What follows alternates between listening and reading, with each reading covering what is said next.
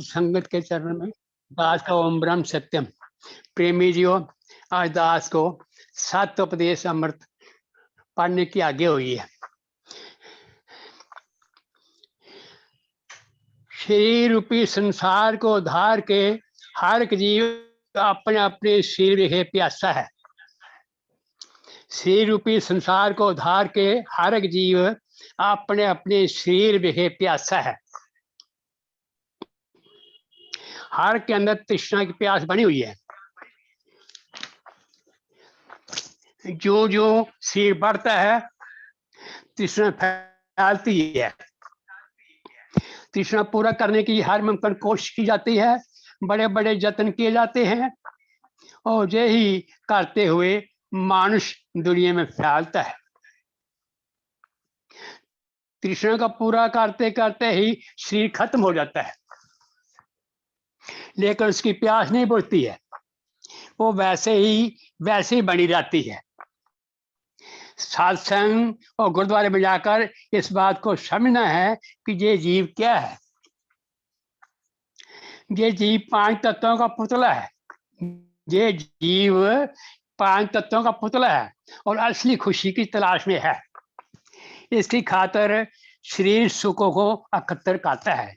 इसकी खातिर शारीरिक सुखों को एकत्र करता है, खा वो मिले या ना मिले, लेकिन ये हर वक्त उनको इकट्ठा करने में लगा रहता है और हर वक्त ख्वाहिशात बनी जाती हैं। बचपन और जवानी गुजर गई, बुढ़ापा आ गया, लेकिन अंदर पता ना लगा कि दिल पर इन सुखों का क्या असर है। अति त्रिखा रहे दिन राती, जो भोगे नित ही भोग, सुख संपत ना हृदय जानी, उल्टा लागे व्याधि रोग। ऐ मानुष, तो अपने दिल को देख, तेरा दिल ही तेरी दुनिया है। अपने दिल को टटोलो और देखो वहां से तुम्हें क्या जवाब मिल रहा है। तुमने बहुत बहुत सुख हासिल किए, लेकिन सुख प्राप्त होने के बाद भी दुख खड़ा है। जब विचारवानों ने ये बात देखी तो कहा, इस मन की तृप्ति कारणे राज तेज यत पाई, पर पलक न मिले शांति, दिन दिन दुख अधिकाई।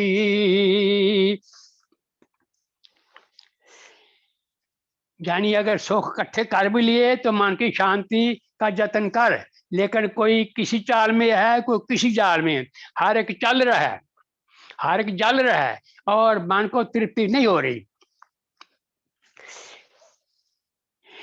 जरा प्रापते तन होयो, तृष्णा वेग दुख देवे, जो संपत सो साधनी, साजन काल जे दई हर ले। जो कुछ इकट्ठा किया था वो छोड़ने का वक्त आ गया, लेकिन अभी भी भूखा वैसा ही वैसा है, जैसे पैदा हुआ था वैसे ही जा रहा है। परम दुख रूप संसार से अंधला जीव नहीं सूझे, सत विसार भरम दुख पावे, नित्य अंधकार में डूबे। परम दुख रूप संसार से अंधला जीव नहीं सूझे, सात विसार भरम दुख पावे, नित्य अंधकार में डूबे। ये संसार जो देखने में सुख प्रतीत होता है, उसके अंदर दुख है।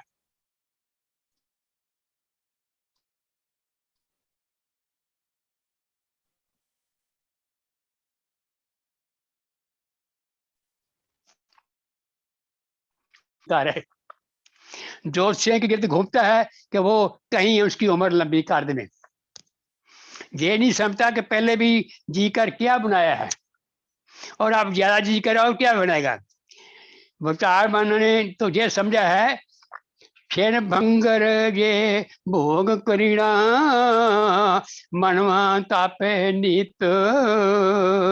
जो भी शरीर भोग हैं नाश होने वाले हैं, क्षण में चले जाते हैं। हर वक्त नई से नई उम्मीदें बनी रहती हैं। आदमी सोचता है कि अगर अब सुख नहीं है तो फलां चीज में सुख मिलेगा। आदमी सोचता है कि अब अगर अब सुख नहीं है तो फलां चीज मिलने पर सुख होगा, लेकिन जब वो चीज मिल जाती है तो भी सुखी नहीं होता, बल्कि तृष्णा बढ़ ही जाती है। यही भूल है, इस असल बात को नहीं समझता कि असल सुख इन चीजों में नहीं है। राजा दुखिया दुख में तापे, और तापे कुल संसार, तृष्णा अग्नि ठंडी ना होवे, कित गुण करे विचार। राजा दुखिया दुख में तापे, तापे कुल संसार, तृष्णा अग्नि ठंडी ना होवे, कित गुण करे विचार। छोटे लोगों की बात क्या है, बड़े बड़े राजे भी तप रहे हैं। दूसरे लोग समझते हैं कि राजे महाराजे आराम में हैं, लेकिन वो तो बड़े बीमार हैं। वो अपनी तृष्णा को पूर्ण करने में लगे हुए हैं और मजबूर हैं। लोग यही कहते हैं कि वो राजे महाराजे मोटर कारों पर सैर करते हैं और बाकी अय्याशें भी करते हैं। अगर वो मोटर कारें उनको भी मिलती तो उनको भी पता चलेगा तो उनको भी आराम नहीं है। देखना चाहिए कि असली आराम का स्वरूप क्या है। देखना चाहिए कि असली आराम का स्वरूप क्या है। वो असली शांति जब तेरे अंदर आएगी तो तू चक्रवर्ती राज को भी कुत्ते की तरह समझेगा। तो चक्रवर्ती राज को भी कुत्ते की तरह समझेगा, क्योंकि वो भी तृष्णा से मजबूर है। आखिर कलगियों वाले भी मिट्टी मिल जाते हैं। जो भी संसार में पैदा हुआ है, चाहे जिसको भी ये चमड़े की आंखें देख रही हैं, वो अपने अंदर प्यासा है। जिसको भी ये चमड़े की आंखें देख रही हैं, वो अपने अंदर प्यासा है और हर वक्त तृष्णा की आग को पूर्ण करने में लगा हुआ है। तृष्णा की आग इस तरह फैलती है जैसे आग में घी डालने से आग फैलती है। वैद दिन अंतर मर गया और लकमान हकीम, हाजी गाजी ना बचे, खा गया काल गनीम। कृष्णा की प्यास को कौन बुझाए। बड़े बड़े इसको पूर्ण करते करते खत्म हो गए। ये कभी भी पूर्ण ना हुई। ऐ मानस, तू कैसे पूर्ण करेगा। जितना जी लिया है काफी है, ज्यादा जीने की ख्वाहिश ना कर। आए इंद्रा से गए प्यासे, बड़े भूप संसार, इस मन की तृष्णा ना मिटी, जो कोटक किए विचार। आए इंद्रा से गए प्यासे, बड़े भूप संसार, इस मन की तृष्णा ना मिटी, कोटक किए विचार। सभी छोटे बड़े इस संसार से प्यासे गए। महापुरुषों ने जब ये बात समझी तो कहा, अरब खरब धन होवे प्राप्त, घना पायो परिवार, इस मन को धीरज ना मिला, दिन दुख अपार। अरब खरब धन होवे प्राप्त, घना पायो परिवार, इस मन को धीरज ना मिला, दिन दिन दुख अपार। खा अरबों पे हो, घना परिवार हो, वो धीरज नहीं दे सकते। खा अरबों पे हो, घना परिवार हो, वो धीरज नहीं दे सकते हैं। ऐ मानस, तो हर वक्त परिवार के मतलब की सोचता रहता है, मगर तेरी तो जरा भी दर्द किसी को नहीं है। मगर तेरी तो जरा भी दर्द किसी को नहीं है। यही संसार का मेला है, हर के साथ ऐसा ही होता है। इसलिए शरीर के शुरू हो रहे हैं और खात्मे का ख्याल हर वक्त रहना चाहिए। इसलिए शरीर के शुरू और खात्मे का ख्याल हर वक्त रहना चाहिए, क्योंकि जिसको ये ख्याल है कि वो हमेशा जीते रहेगा, जो अच्छे कामों को आइंदा के लिए टालता रहता है, वो बहुत पाप करता है।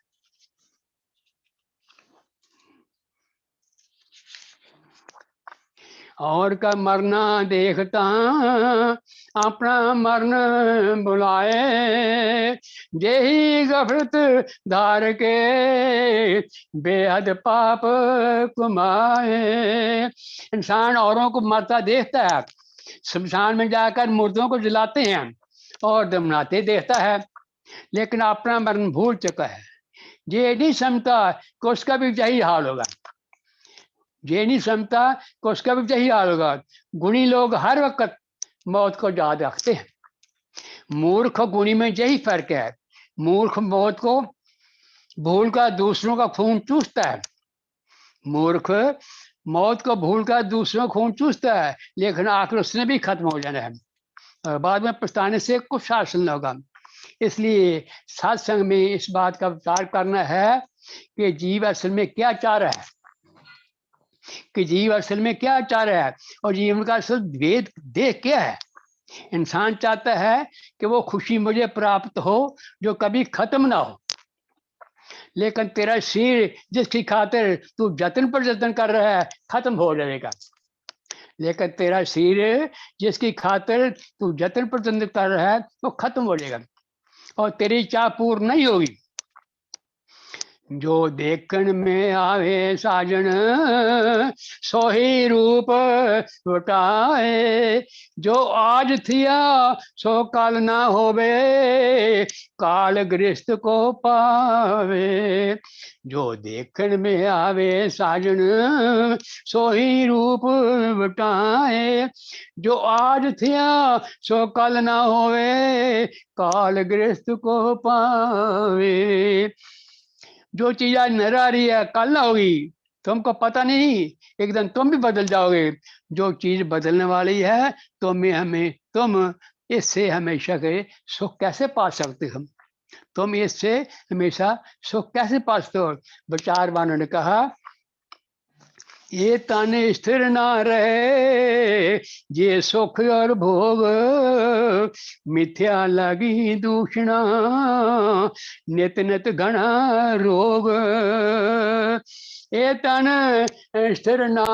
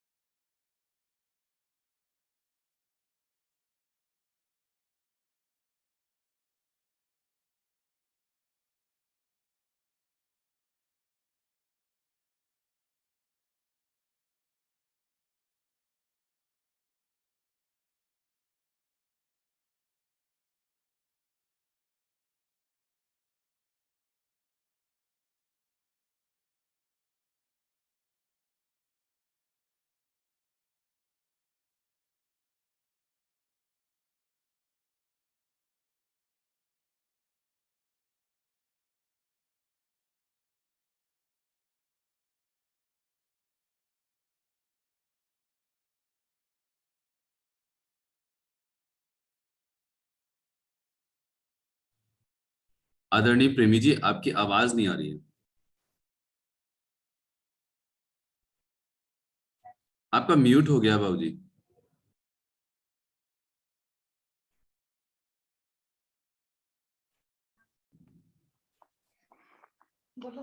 आइए।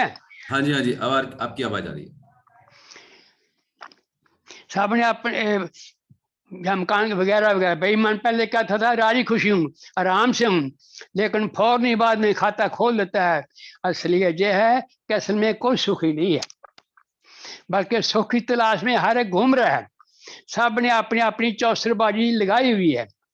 कोई सिनेमा में खुश है, कोई शराब में सुख महसूस करता है, कोई गृहस्थ में, लेकिन सब ही अंधेरे में फंसे हुए हैं। सभी लोग शीघ्र सुखों की तलाश में लगे हुए हैं, शीघ्र सुखों की आस में ही खत्म हो जाएंगे।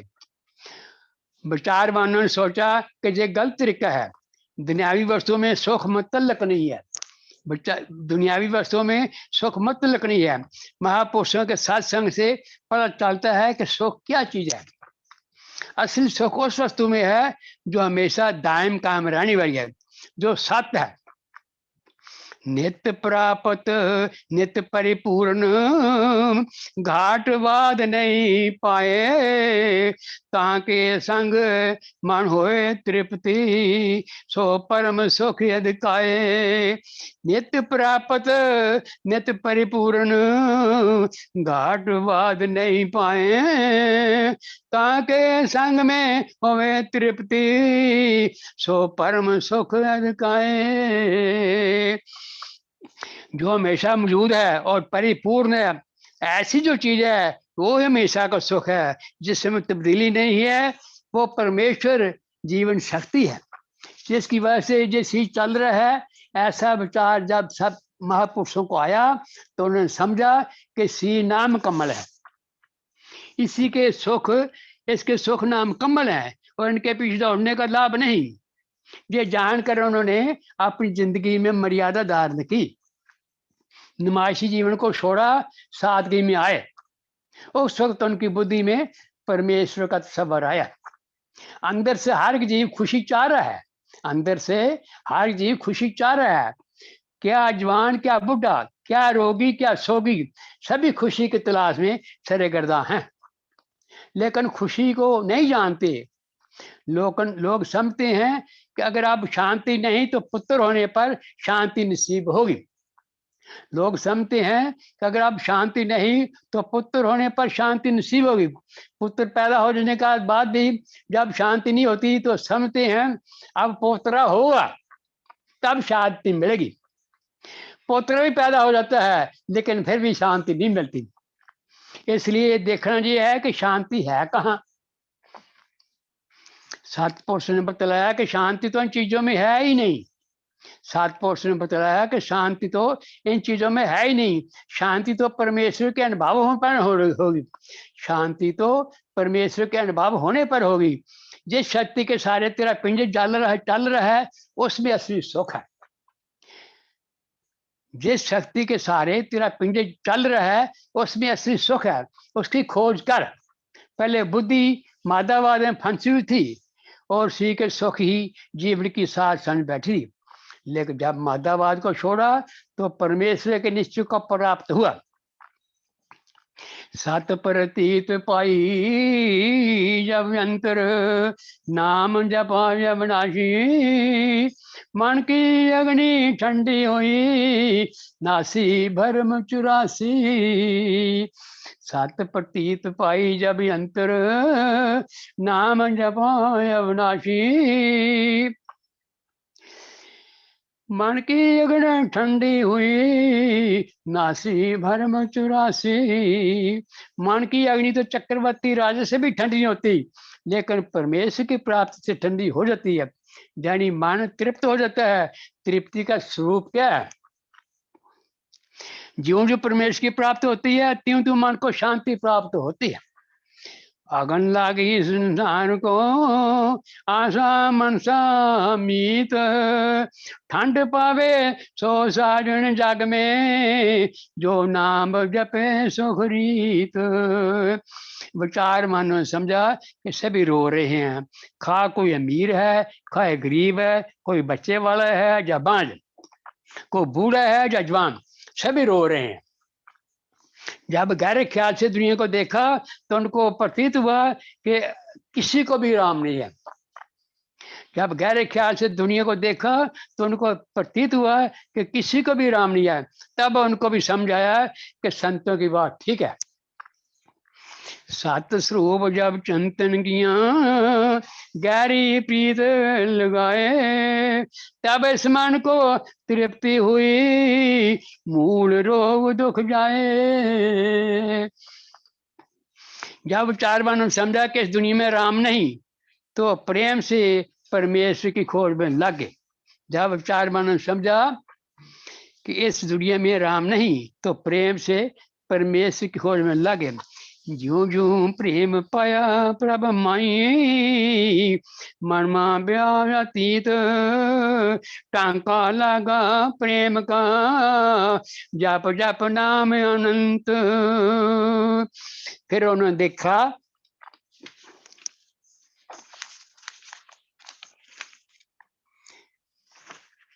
अमृत धारा अंतर्यारी अंधा बाहर उठ दावे बिख खो खावे तो बक बक मरे अमृत को नहीं पावे। अमृत धारा अंतर्यारी अंदर बाहर अंधा बाहर उठ दावे बिख खो खावे तो बक बक मरे अमृत को नहीं पावे। देखिए, मन तो हर वक्त बागी है, बगावत कर रहा है। महापुरुष ने कहा है कि क्यों दुखों को इस तरह फैला रहे हो। इस पिंजरे में जो पंछी है उसको पाने की कोशिश करो। इस पिंजरे में जो पंछी है उसको पाने की कोशिश करो। घट बिच वसते गोचर बासे जो काल करम से बिना मंगत परस्या रूप अगाई जहाँ रूप वहाँ नहीं चीना। घट बिच वसते गोचर बासे जो काल करम से बिना मंगत परस्या रूप अगाई जहाँ रूप नहीं चीना। ऐसे अगाई रूप अगाई रब को जिसने जाना, ऐसे अगाई रब को जिसने जाना उसने इसी जाना है। फिर उसके लिए सोना और माटी में कोई फर्क नहीं रहता। दुख सुख एक ही जैसे महसूस होते हैं। कंचन माटी एक समाना दुख सुख एक बेखाना अंतर लागा पब नाम में जीव पाई कल्याणा। उस शख्स को ही आप बहोश बुद्धि कह सकते हैं।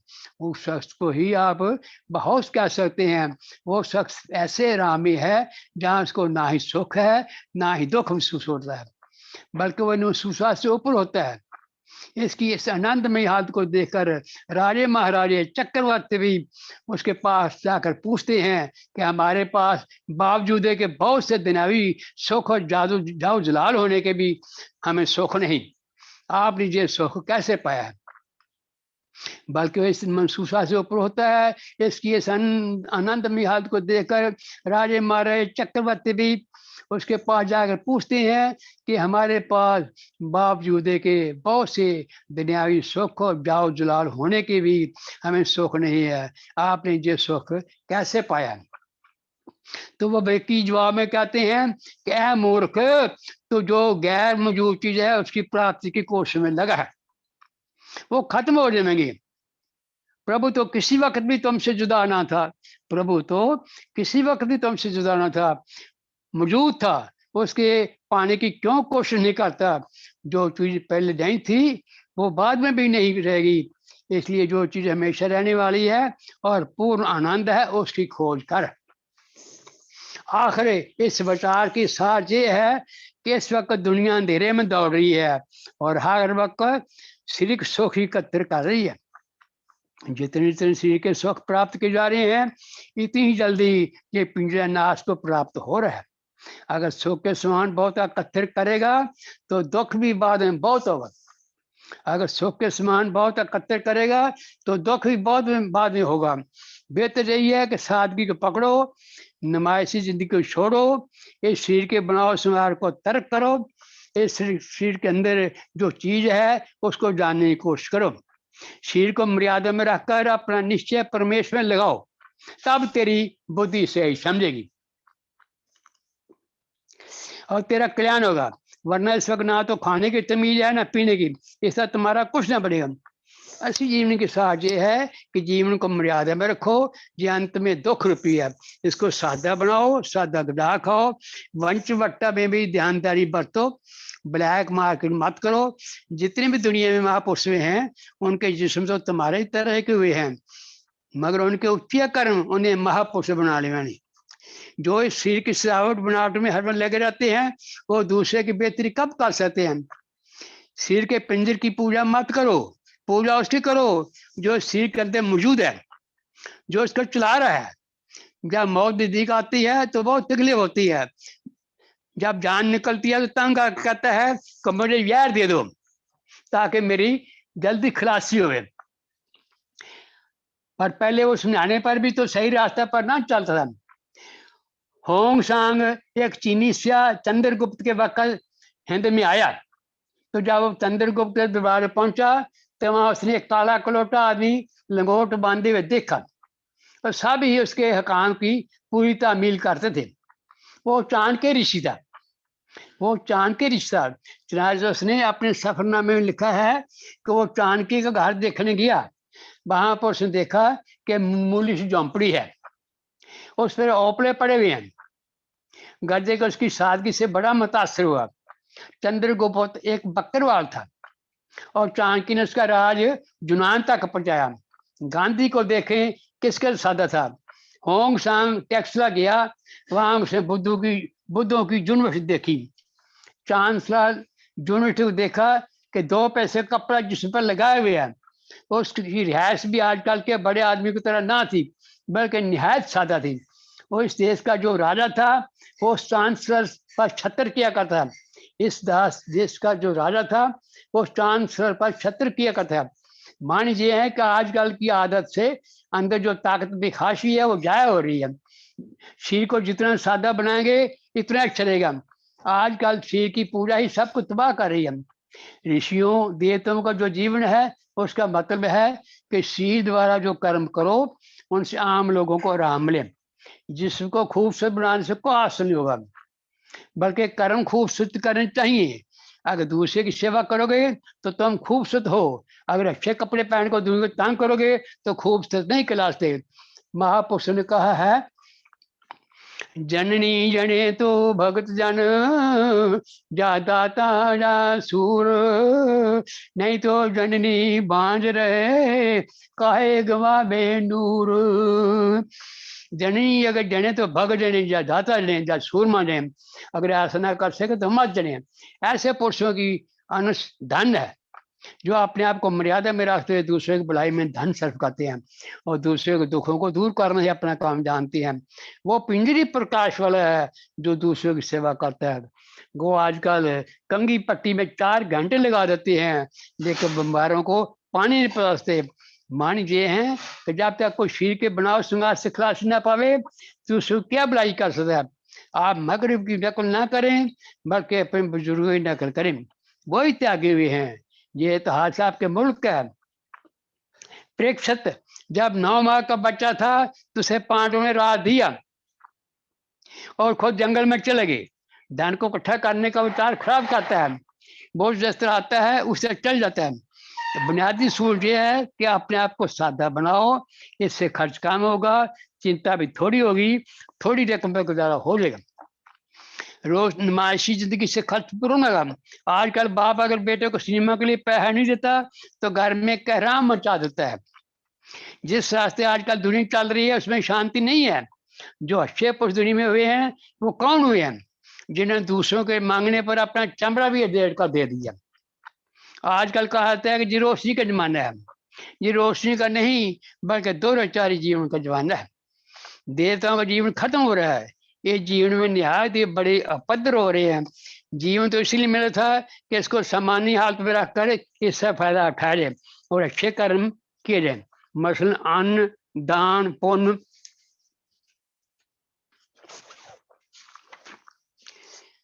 सिमरत आदि देवन को अनुदान है, लेवन को सतनाम, करने को है दीनता, डूबन को अभिमान। देने को अनुदान श्रेष्ठ है और लेने को सतनाम। करने के लिए दीनता की जरूरत है और नीचे गिराने वाली चीज अभिमान है। आप बड़े काम करने से बड़े बन सकते हैं, आप बड़े काम करने से बड़े बन सकते हैं। अगर आप किसी पर उपकार करते हैं, अगर आप किसी पर उपकार करते हैं तो यकीनन बड़े हैं। अगर ज्यादा ना कर सको तो भी इन 4-5 बातों को याद रखें। पहला सादगी, दूसरी सेवा भाव, हर मुमकिन कोशिश करके तन मन धन दूसरों की सेवा लगाओ।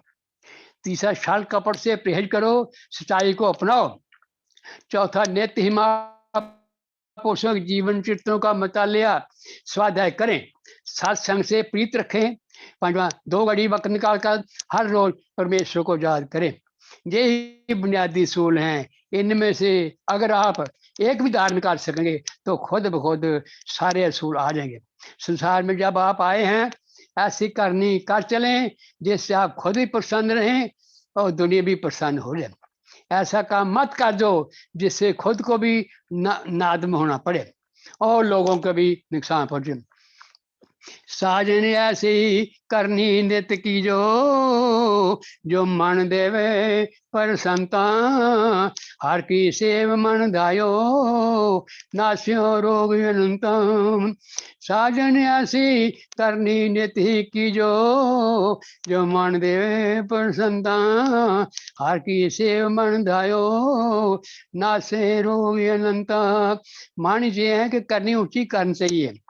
ज्यों ज्यों पर की सेवक मावे इस मन की तपन में दूर, मंगत मिले वह पद जग जीवन सत सरोवर। जीवन ज्यों ज्यों पर की सेवक मावे इस मन की तपन में दूर, मंगत मिले वह पद जीवन सत सरोवर। यही असली खुशी है। अगर सुख चाहते हो तो अपने सुखों को पर दुखों पर निशावर कर दे, तो अपने सुखों को पर दुखों पर निशावर कर दे। अगर अपने सुख त्याग ना करोगे तो सुख नहीं मिलेगा। वैर को त्याग करो। बड़े बनने का यही तरीका है। अपने खानदान परिवार को अगर राम में रखना चाहते हो तो इन उसूलों को याद रखें और अमली जीवन बनाएं जिससे आप तरक्की कर सके। ईश्वर सबको सुमति दें। ओम ब्रह्म सत्य।